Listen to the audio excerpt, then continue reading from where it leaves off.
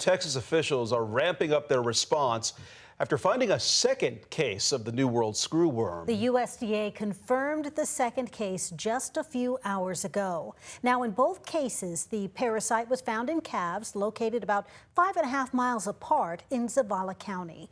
While much of the concern has focused on the cattle industry, experts say screwworm can also harm pets and wildlife. KVUE's Jose Alonso shows us what pet owners should be watching for. For the first time in decades, the Texas Veterinary Medical Association says a concerning parasite is making a reappearance in the United States. So it's called the screwworm. It's not actually a worm. It is the larva or the immature stage of a fly. What is particularly concerning about this, it is attracted to living tissue.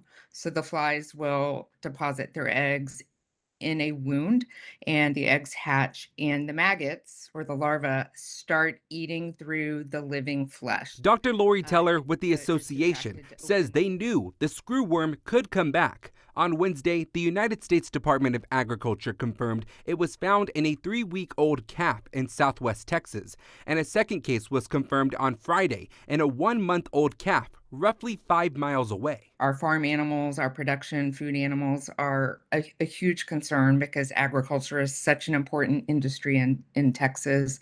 But horses, dogs, and cats, humans as well, though rare, are also susceptible. The USDA now has a social media account on X to provide updates. On Friday, Governor Greg Abbott announced the state is working with the USDA to combat this parasite. It breaks the pest's reproduction cycle. The prevention requires the release of millions of sterile flies in targeted regions.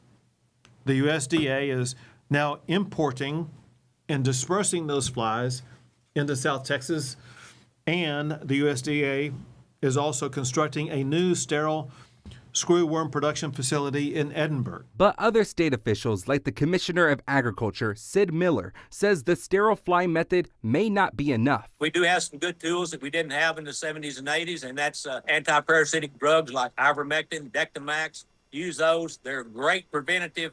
They'll buy you some time so you don't have to check your livestock every day. The fight to contain the screwworm is in action, so Dr. Teller says there's no need to panic, but there's a need to stay vigilant, especially if you own pets or farm animals. Be checking them for wounds, and it can be wounds as small as bug bites. It doesn't have to be a big gaping wound. So if you see your dog or cat chewing at something, if you notice blood, some kind of injury, then that's something that you definitely want to address.